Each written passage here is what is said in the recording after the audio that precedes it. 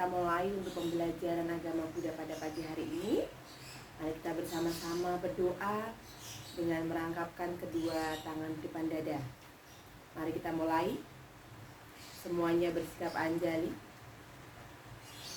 Arahang sama sambuddho bhagawa Budang Bhagawantang Abiwa Demi Swakato Bhagawata Damo Damang Namasami Supatipano Bhagavato Sawaka Sangho Sanghang Namami. Sabisata Bawantu Sukitata. Semoga semua makhluk hidup berbahagia. Sadu, sadu, sadu. Oke, baiklah anak-anak, jumpa kembali dengan Ibu dalam pelajaran pendidikan agama Buddha dan Budi Pekerti.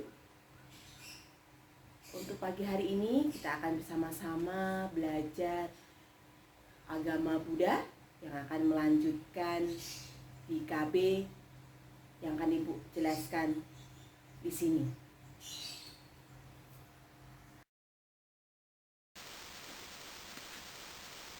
Baiklah anak-anak, setelah kita berdoa, semuanya Ibu harapkan untuk mendengarkan penjelasan dari pelajaran 4, yaitu tentang memahami kehidupan.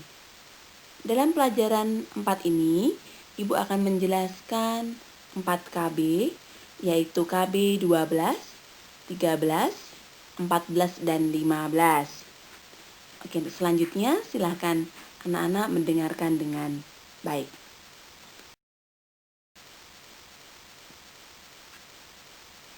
Di KB 12, untung dan rugi atau laba dan alaba. Dalam kehidupan kita akan menemukan yang namanya untung dan rugi apapun itu, ya. Apa yang dimaksud dengan untung? Untung adalah mendapatkan nasib baik. Dapat nasib baik berarti hidupnya ini banyak rezeki, kemudian memperoleh kebahagiaan, ya kan? Itu adalah untung. Kemudian rugi apa artinya? Rugi artinya tidak memperoleh sesuatu yang berguna atau tidak memiliki nasib baik. Sehingga apa yang terjadi? Ketika kita melakukan usaha apapun, ataupun misalnya dalam berdagang, tidak akan mendapatkan laba, jadi selalu rugi terus. Jadi dalam kehidupan kita, untung dan rugi ini adalah dua hal yang selalu berpasangan. Jadi tidak ada setiap orang yang hanya mendapatkan untung saja. Pasti seseorang ini akan mengalami untung dan rugi. Setiap orang membutuhkan hidup yang beruntung. Dan setiap orang tidak akan menghindari ketidakberuntungan. Jadi ketika seseorang itu misalnya mendapatkan rugi, seseorang itu tidak akan bisa menghindarinya. Kenapa? Karena di setiap rugi, mereka akan berusaha untuk bagaimana caranya agar tidak rugi lagi. Berarti untuk mendapatkan untung.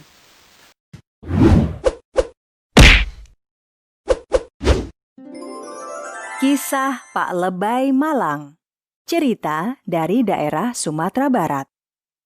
Pada zaman dahulu kala, tersebutlah seorang laki-laki yang bernama Lebay. Pak Lebay, begitu orang-orang memanggilnya, memiliki kegemaran memancing. Sehari-hari, Pak Lebay tinggal di sebuah pondok sederhana yang dekat dengan sebuah sungai. Cerita Pak Lebay Malang berasal dari Provinsi Sumatera Barat. Provinsi yang beribu kota di Padang ini terkenal dengan ciri khas bangunan yang disebut rumah gadang. Di desa tempat Pak Lebay tinggal, sampan juga digunakan sebagai sarana transportasi sungai. Pekerjaan sehari-hari Pak Lebay adalah menangkap ikan. Pak Lebay menjual ikan yang ditangkapnya di sebuah pasar dekat sungai. Pak Lebay menangkap ikan dengan cara memancing. Seperti pagi tersebut, Pak Lebay pergi memancing ditemani anjing peliharaannya. seorang tetangganya yang tinggal di hilir sungai mendatangi. Hai lebay, bagaimana tangkapanmu hari ini? Belum seekor ikan pun aku dapatkan. Entah pada pergi kemana ikan-ikan itu. Ngomong-ngomong, besok pagi datanglah ke rumahku. Aku mengadakan pesta menyembelih kerbau. Aku akan memberimu 1 kepala kerbau. Wah, tentu saja aku mau datang. Terima kasih untuk undangannya. Tak lama setelah tetangganya yang di hilir pergi, datanglah tetangganya yang tinggal di hulu. Pak Lebay, jangan lupa besok pagi datang ke rumahku ya. Aku mengadakan pesta. Wah, pesta apa yang diadakan di rumahmu? Aku akan menyembelih 2 ekor kerbau. 2 kepala kerbau akan kuhadiahkan khusus untukmu. Pak Lebay merasa sangat girang mendapatkan 2 undangan pesta. Karena itu, ketika mendapatkan seekor ikan, dia pun segera pulang. Tidak perlu mencari ikan banyak-banyak untuk dijual. Cukup seekor ikan untuk makan hari itu. Keesokan paginya, Pak Lebay telah bersiap di atas sampannya. Tapi, dia tiba-tiba bingung. Kalau aku ke hulu, aku akan mendapatkan 2 kepala kerbau. Tapi masakannya tidak terlalu enak. Kalau ke hilir, aku akan mendapatkan 1 kepala kerbau. Tapi masakannya sangat enak. Untuk beberapa saat lamanya, Pak Lebay diam saja karena bingung mengambil keputusan. Lebih baik aku ke hulu. Meskipun masakannya tidak enak, tapi aku mendapatkan 2 kepala kerbau. Pak Lebay mendayung sampannya ke arah hulu. Meskipun hanya 1 kepala kerbau, tapi masakan temanku di hilir sangatlah lezat. Lebih baik aku ke sana saja. Pak Lebay pun berbalik dan mendayung sampannya ke arah hilir. Tapi cuma 1 kepala kerbau, paling 2 hari juga habis. Kalau 2 kepala kerbau, setidaknya aku tidak perlu mencari ikan selama 4 hari. Pak Lebay pun kembali berubah pikiran. Dia memutar sampannya dan mendayung ke arah hulu. Tapi masakan temanku di hilir memang tidak ada bandingannya di kampung ini. Jarang-jarang aku bisa merasakan masakan yang sangat lezat. Wah, Pak Lebay kembali berubah pikiran. Pak Lebay ternyata tidak mampu mengambil keputusan. Dia hanya bolak-balik ke arah hulu dan hilir. Hingga matahari pun sudah condong ke ufuk barat.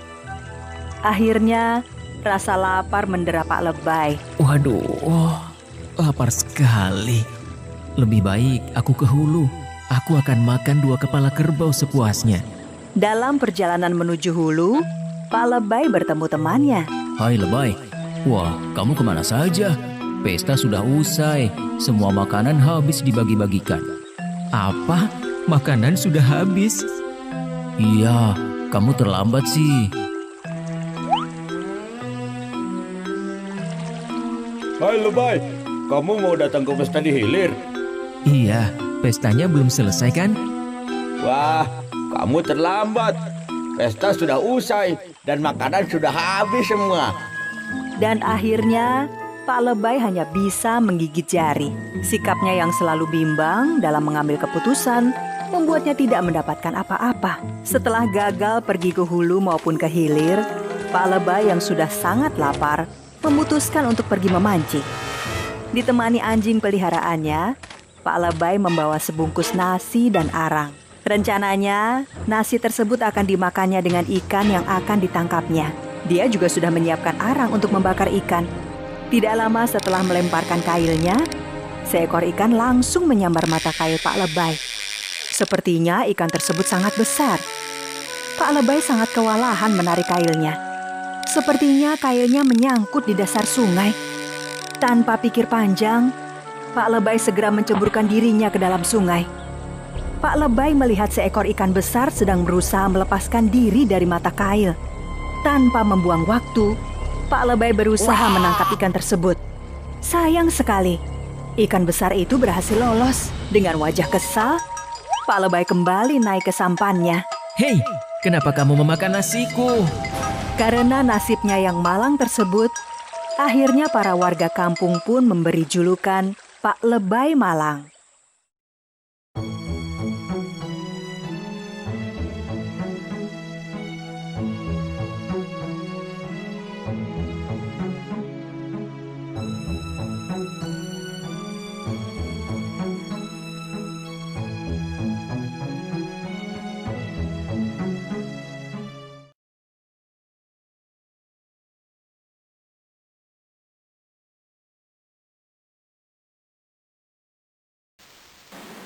KB 13, terkenal dan tidak terkenal. Terkenal artinya diketahui masyarakat umum, banyak yang mengetahui dan termasyhur. Apa yang dimaksud dengan tidak terkenal? Tidak terkenal artinya tidak diketahui masyarakat umum, tidak banyak orang yang tahu, dan tidak termasyhur. Itu adalah tidak terkenal. Terkenal dan tidak terkenal adalah pasangan keadaan dunia yang tidak dapat dihindari. Contohnya seperti siapa? Contohnya yang terkenal adalah presiden kita. Wah, semua orang akan tahu, oh itu adalah Pak Jokowi, Presiden Republik Indonesia. Dia terkenal karena apa? Diketahui oleh orang banyak. Contohnya misalnya ada seorang yang tinggal di daerah pedalaman. Dia tidak diketahui oleh orang lain, maka dia adalah tidak terkenal. Itu adalah dua hal yang pasti akan terjadi. Nah, dalam kisah Culapataka adalah kisah yang mampu mengubah keadaan dunia buruk menjadi baik, yang mana Culapataka meskipun bodoh ataupun memiliki kemampuan yang kurang, tetapi karena ulet dan terus belajar dan pantang menyerah akhirnya menjadi sukses. Itu adalah kisah yang harus kita contoh dan harus kita teladani, ya kan?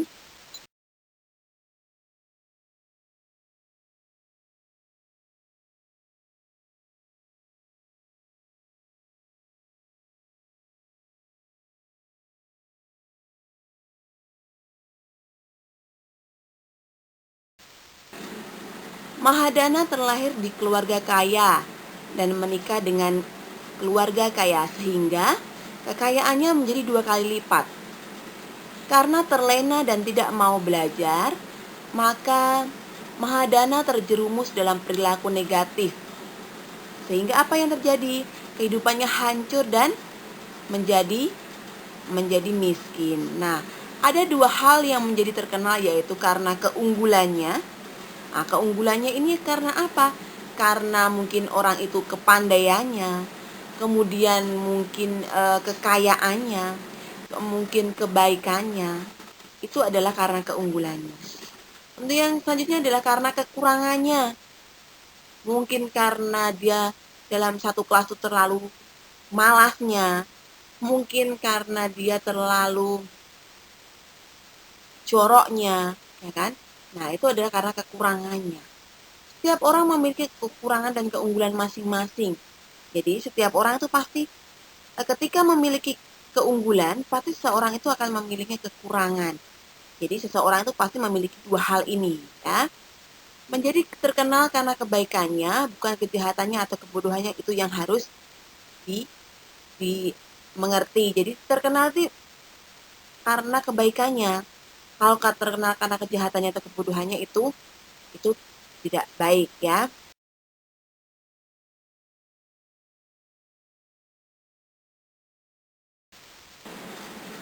Selanjutnya adalah KB 14, dipuji dan dicela. Pasamsa dan Ninda.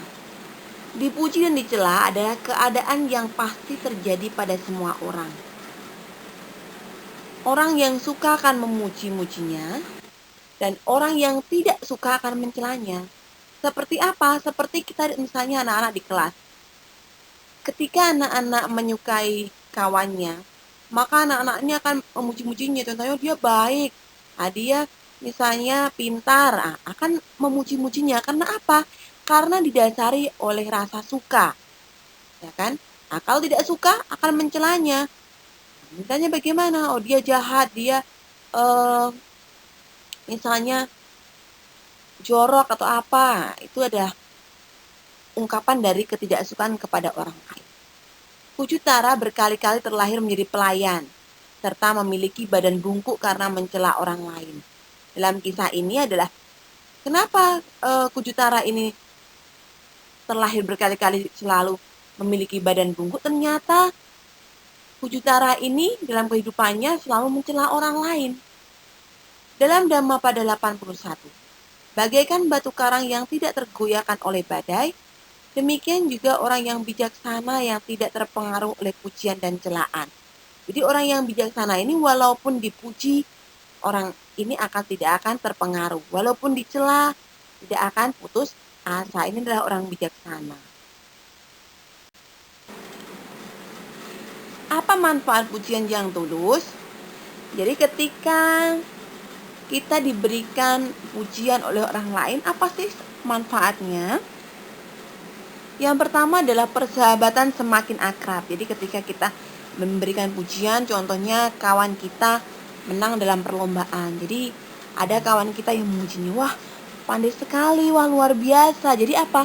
Akan semakin membuat percaya diri ya, semakin persahabatan semakin membaik. Kemudian yang kedua adalah dengan pujian, pertolongan bisa didapat. Ketika seorang ini dipuji, maka orang ini akan apa? Akan bisa mendapatkan pertolongan. Contohnya seperti apa? Seperti misalnya, wah, kamu memiliki banyak sekali kekayaan, banyak sekali uang. Bolehlah saya ditraktir. Saya baru tidak punya duit. Nah, ini karena apa? Karena pujian, ya kan? Maka seorangnya akan memberikan suatu pertolongan pada orang lain. Yang ketiga adalah membuka pembicaraan yang baik dengan orang lain. Nah, ini adalah manfaat yang ketiga. Akibat pujian palsu. Nah, jadi pujian pun ada yang palsu. Yang pertama adalah mendatangkan ketidakharmonisan. Nah, jadi bagaimana sih pujian palsu itu? Pujian palsu biasanya diberikan kepada orang lain yang hanya di depannya. Nah, ketika orang lain tidak ada di depannya ini akan menjelek-jelekkan. Nah, ini adalah pujian palsu. Yang kedua adalah keretakan persahabatan. Jadi apa? Persahabatan semakin merenggang ataupun menjauh.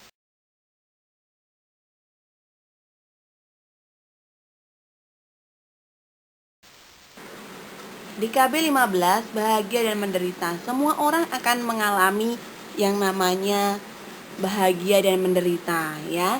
Baik itu orang miskin, orang kaya, orang terkenal, bahkan tidak terkenal akan mengalami yang namanya bahagia dan menderita. Bahagia dan menderita adalah pasangan keempat yang tidak bisa dihindari. Ketika mendapat sesuatu yang menyenangkan, maka seseorang akan timbul yang namanya kebahagiaan. Dan bila kesenangan itu berakhir, maka akan timbul yang namanya penderitaan. Isha Gotami menderita karena ditinggal orang yang dicintainya, yaitu putranya. Sedih dan menderita disebabkan karena keinginan yang tidak tercapai. Contohnya seperti apa? Sedih dan menderita. Contohnya ketika kita menginginkan sesuatu, ya kan, sesuatu barang.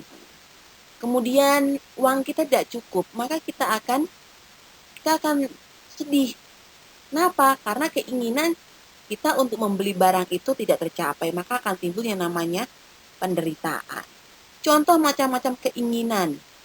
Ya, keinginan ini berbeda dengan kebutuhan.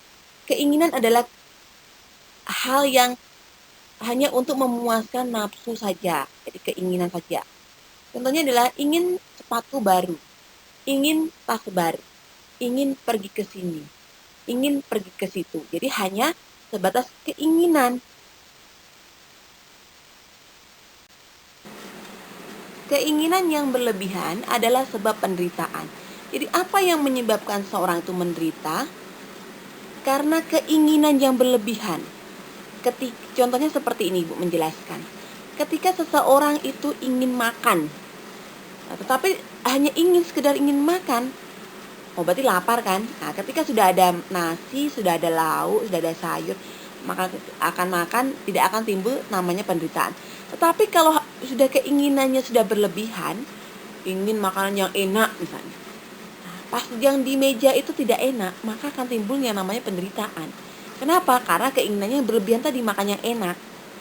Nah, selanjutnya adalah apabila keinginan tidak berlebihan, maka akan lebih terasa bahagia. Kebaikan adalah sebab kebahagiaan.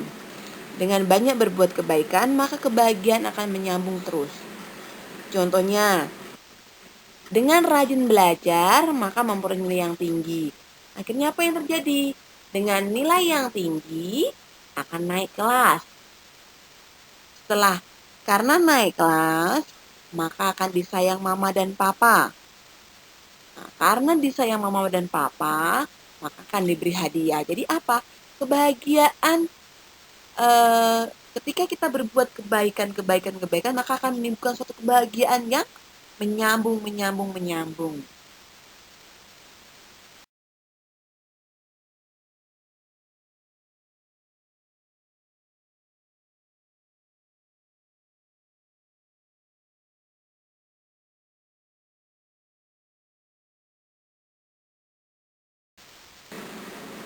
Baiklah, kita akan melanjutkan di KB 16, hidup sesuai dhamma. Hidup sesuai dhamma berarti hidup dengan menjalankan ajaran Buddha. Ajaran Buddha dalam jalan mulia berunsur 8 ada digolongkan menjadi 3, yaitu yang termasuk sila, samadhi, dan panya. Apa sih yang termasuk dalam sila?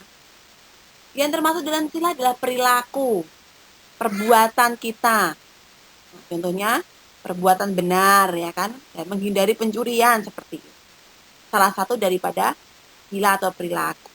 Kemudian samadhi, konsentrasi. Konsentrasi yang benar seperti apa? Seperti meditasi. Nah, kita belajar untuk memusatkan pikiran kita dengan melaksanakan meditasi. Sehingga apa yang terjadi?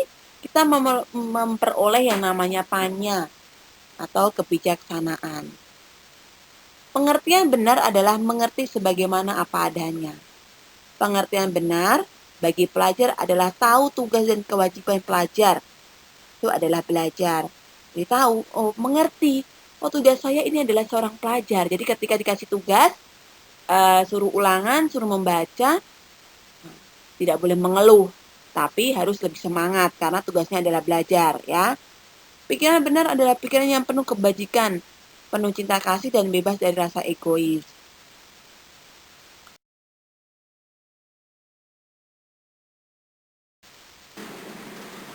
Pikiran benar sangat penting karena dengan pikiran yang benar, maka ucapan dan perbuatan yang dilakukan akan ikut benar. Jadi ketika kita berpikir yang benar, maka apa?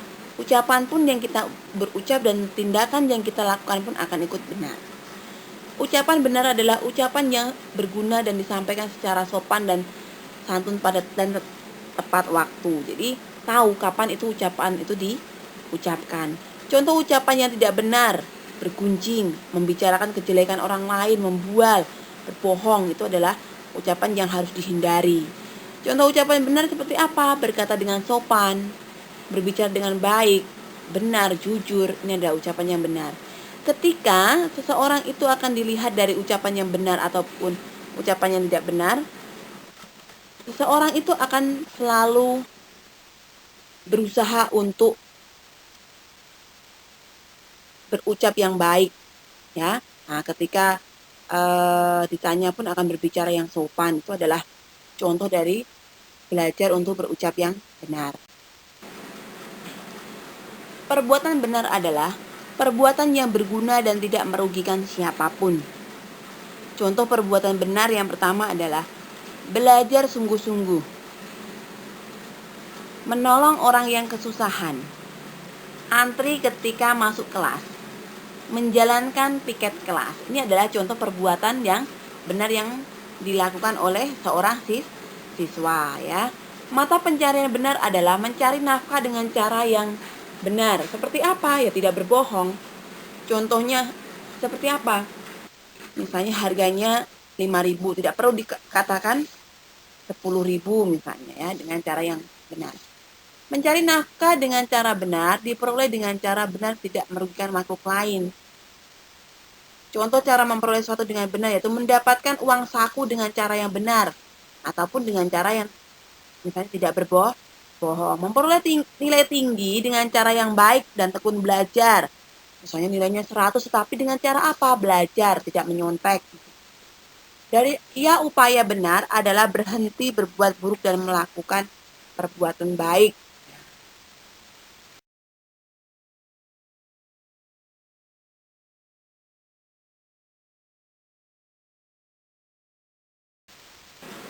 Perhatian benar adalah selalu sadar dan waspada tentang apa yang kita pikirkan dan lakukan.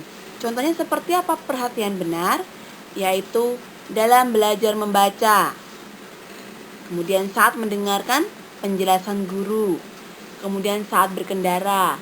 Nah, kita harus selalu apa? Harus perhatian. Ketika kita tidak melakukan suatu hal itu dengan tidak perhatian, maka kita akan celaka ya.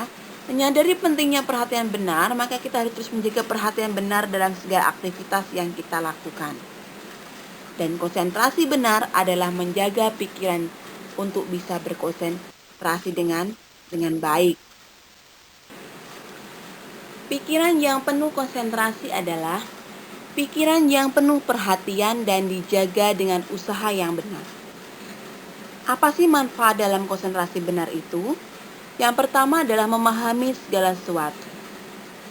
Kemudian ketika kita melakukan konsentrasi benar dengan cara meditasi, maka hidup kita lebih damai, lebih tenang. Kemudian terhindar dari perilaku yang salah. Kenapa? Karena sudah memiliki ketenangan, sehingga apa? Kita melakukan suatu hal dengan pikiran yang tenang. Oke Nana, demikian tadi penjelasan dari Ibu tentang materi pada hari ini. Kita akan berjumpa kembali di video pembelajaran berikutnya. Tetap semangat dan tetap belajar di rumah. Dan Ibu akhiri, selamat pagi, Namo Buddhaya.